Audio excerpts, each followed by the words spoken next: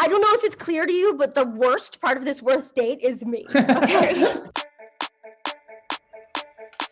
I was freshly divorced and probably not ready to put myself out there. And Tinder had just come out, and I started swiping. And I came across this guy who was not posing with a tiger.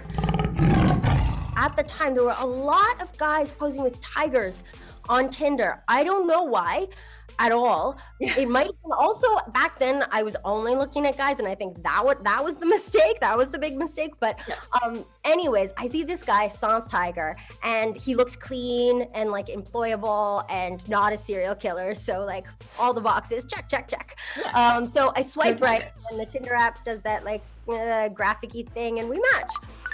So we start texting and decide to go to this like bar/restaurant that we're both familiar with.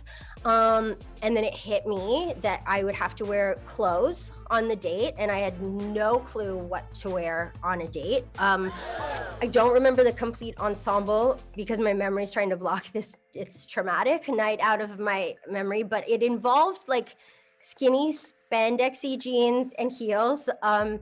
And the only thing I hate more than both those things is both of them together. Also, like makeup and hair and heels and anxiety, it made me feel like I had to stay really preserved.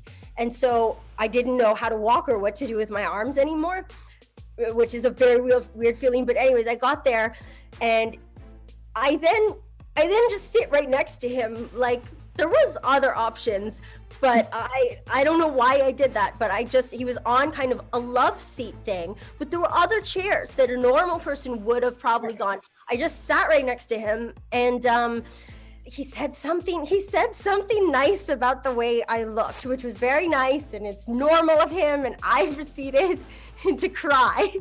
But I didn't want him to see me crying, so I like looked away, and then I like abruptly bent over because I remembered I'm wearing so much makeup, so I'm like, cry down, and then he was like, I thought he might think, oh, I'm just tying my shoe, right, but my pumps, and he like put his hand on my back, and he's like, are you okay?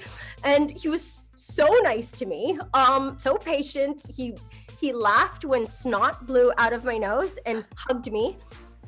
And in return, because of the crying down didn't work, and I was wearing a lot of makeup. So basically when he hugged me in his very clean white shirt, I basically left like an imprint of the Joker face on his white shirt. Okay.